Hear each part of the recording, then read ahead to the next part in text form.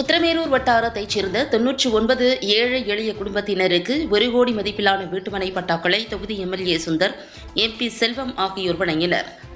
காஞ்சிபுரம் மாவட்டம் உத்திரமேரூர் வட்டாரத்தைச் சேர்ந்த மனைப்பட்டா இல்லாத 99 குடும்பங்களுக்கு இலவச வீட்டுமனை பட்டா வழங்கும் நிகழ்ச்சி நடைபெற்றது. உத்திரமேரூர் ஒன்றியங்களில் நத்தம் உள்ளிட்ட அரசு புறம்போக்கு நிலங்களில் கடந்த 80 ஆண்டுகளாக 100க்கும் மேற்பட்ட குடும்பத்தினர் வீடு கட்டி வசித்து வருகின்றனர். ஆனால் இவர்களுக்கு இதுவரை வீட்டுமனை பட்டா கிடைக்காமல் சிரமப்பட்டு வந்தனர்.